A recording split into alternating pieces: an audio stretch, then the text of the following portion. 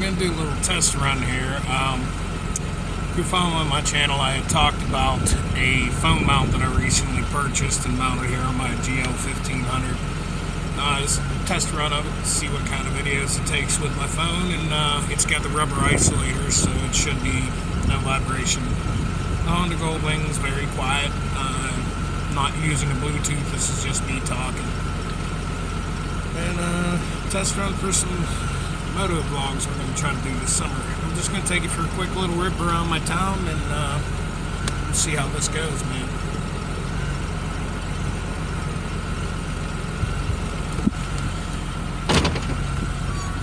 I like to play music when I ride my bike, but YouTube gets a little bit butthurt about it, and so does Facebook Live, so let's see what we got here.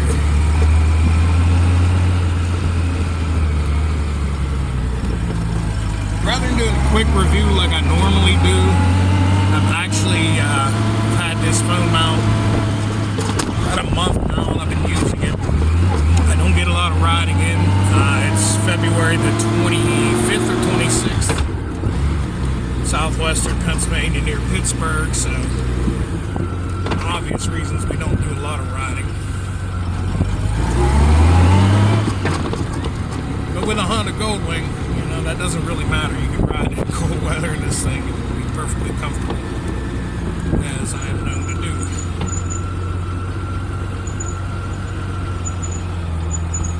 Like I said, we're just going to take a little rip around my neighborhood real quick and see if this thing performs the way I want it to. Cool little town, man. I grew up here.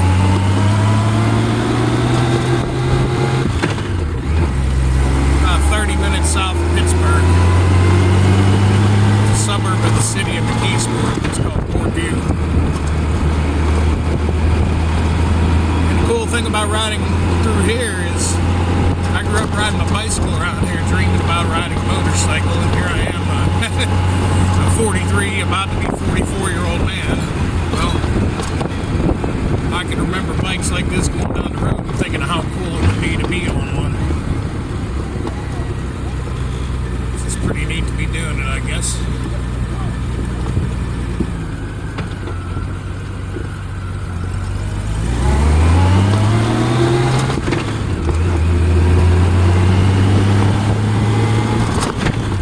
I will say by far, I've owned several Honda Goldwing 1200s. This is the 1500 model. And definitely, you like working on older bikes, like the mystique of the older bikes. 1200's a cool bike, but man, the 1500 is just so much more smoother, more power, more torque. And I kind of like this model better. I still have a 1200. We got videos coming up on that. It's in the middle of sort of a redneck restoration.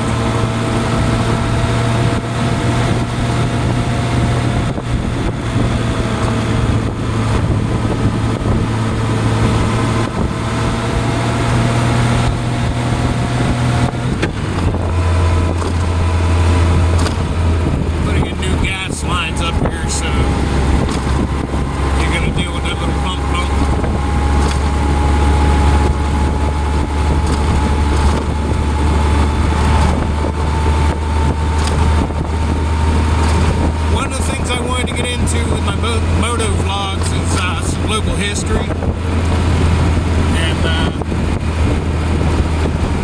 coming up on a road, be about another half mile ahead of us, called Portsmouth Street, and it's a local urban legend that the road was built on Native American burial grounds, and supposedly, well, you weren't supposed to build there, and people did, and the local legend is there was a lot of tragedy and a lot of death of people's firstborn.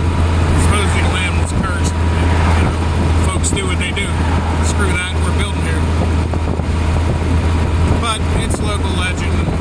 My grandfather told me about it. He grew up here. This used to all be cow pasture in the 1930s and 40s. None of this was here. You see right now, of course, Dollar General. Imagine that. But this is Portsmouth Street, the next left. We're not going to turn on it. It's a dead-end street. and there's really no reason to go up it. But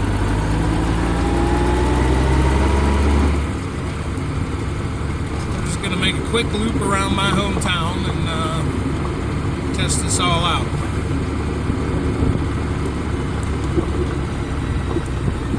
A lot of folks around here have been complaining a whole lot. They put the Dollar General in, and well, Dollar General's truck drivers.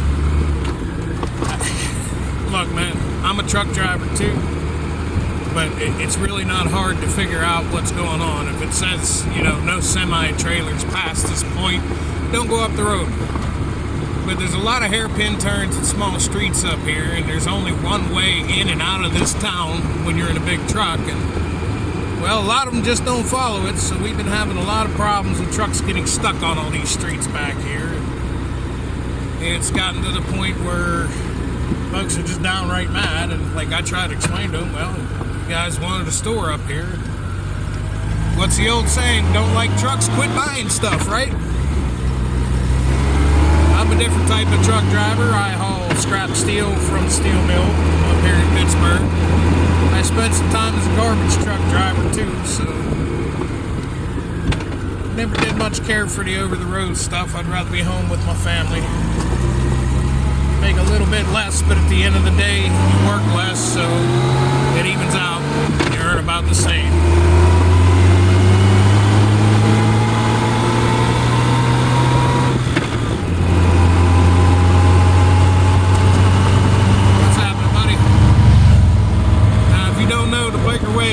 Fingers pointing down.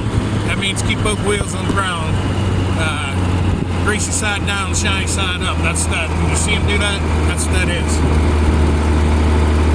It's a balmy 45 degrees out here, so you might see one or two bikes. Some of us are crazy enough to do it. Some of us ain't.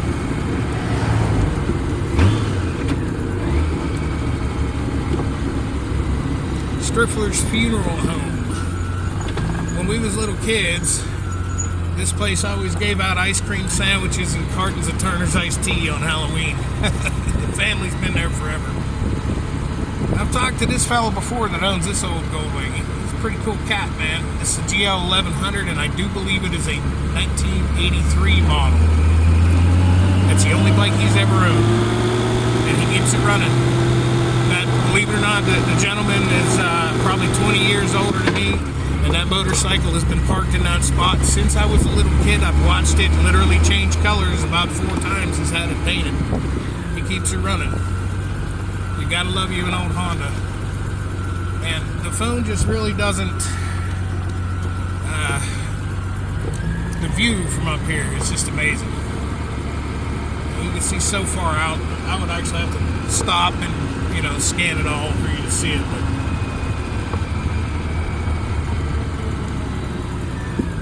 these houses here are all built in the, from about the 1930s on up. My grandfather was born up here in 1928, almost 100 years ago. Like I said, there was only a handful of houses. This was all just cow pastures, a couple farms. Down along the river you had some houses. We're not gonna loop the whole entire town, just a little bit of it.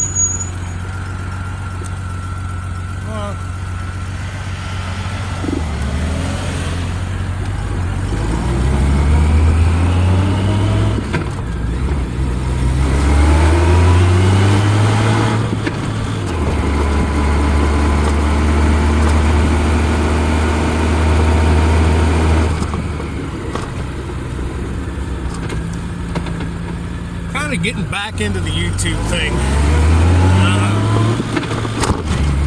Used to do gun reviews. If you've watched my channel for a long time, then you would know that, I suppose. But if you're new to the channel, my true passion in life has always been motorcycles. Riding, repairing, restoring, buying, selling. It's just what I do, man. And since 2016, I think I bought and sold literally like 12 different motorcycles. I'm working on piecing together a video on that with pictures of pretty much all of them and a little story that goes behind it. And I think I may have said a little bit about this one in an earlier video. This particular machine I bought from a widow man had bought it. It sat for 10 years. He got it up and running, did a little bit of work to it, and he got, unfortunately, very sick and passed away from cancer. So I bought it unfinished from his widow, and did the rest of what she needed to get her up and riding. Some folks just moved out there. The garbage men are going to love them. That's a big old pile they got to pick up. Our local police station used to be a bank. Local borough building. You might recognize where you are. I just took you up through here. And shoot, while we're at it, let's just go up the back alley here. Show you the house I grew up in.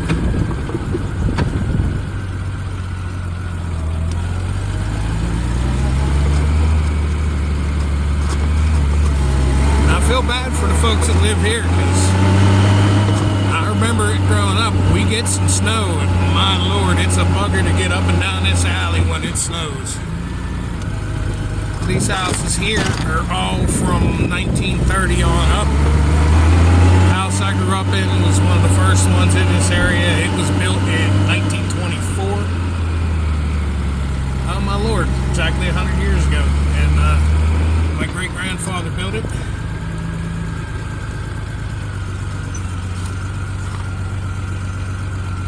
Really want to...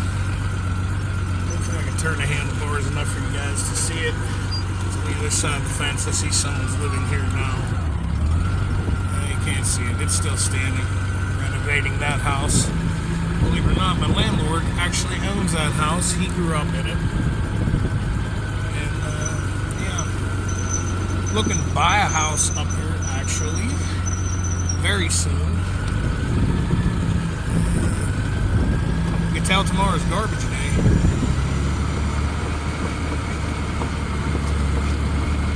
Found a nice one up here. Nice 3-bedroom with a great big garage. And with me, the garage is more important than the rest of the house. Don't tell my better half that. She's not going to want to hear that. But I grew up in this little borough. I'm comfortable here. I like it here. This little bar and restaurant will be opening up again soon here. A friend of mine owns it.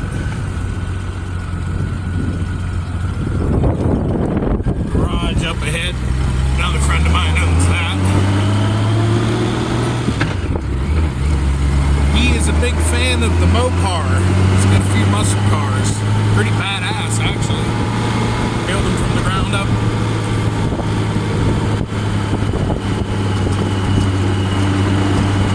Now the borough of this town here, on this side of this street is Portview, on this side is the town of McKeesport. Locals will get a little gun shy on you, I suppose, when you talk about McKeesport. Supposedly he's got a bad reputation. I understand why. Every town's got parts of it that are, you know, less desirable. Drugs, crime, etc. This part of McKeesport is not like that. It's just a little suburb, little neighborhood. Meat packing place up ahead here. This is Randulick's Meats. And they have been going probably 100 years. My grandfather told stories about it. He had a lot of cool stories about this area. Go back through my old videos. I actually got him on camera before his dementia took over to the point where he really couldn't. But I have a few of his stories from his time in the military on camera, and I'm just so glad that I was able to do that while he was still here, because, you know, memories are all you got left. And if you keep somebody in your heart and in your memories, then they never really gone, right? They live forever that way. Nice little house for sale right there.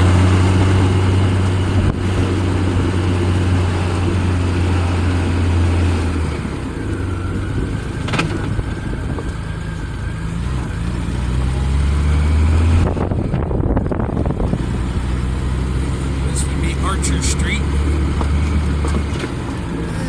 Typical, you know, middle class folks working, paying their bills and doing what they do on a daily basis. The main thing with for me is it is not possible to zone my house for the small business that I'm trying to put together with Phoenix Motorsports. So, rather than buy it from my landlord, which we had talked about doing, we're going to, go ahead, buddy. We're going to look for something a little different with a little bit bigger of a garage.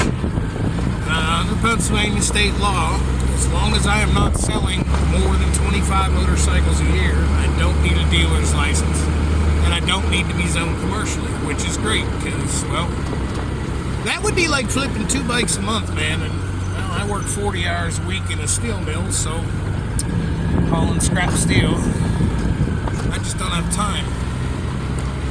These houses here, once again, they're about from the early to mid 1920s, and people keep them together. This white one's getting rebuilt. But hey, man, we are back. We'll cut the video here. And yeah, that's my quick little rundown of the new cell phone mount.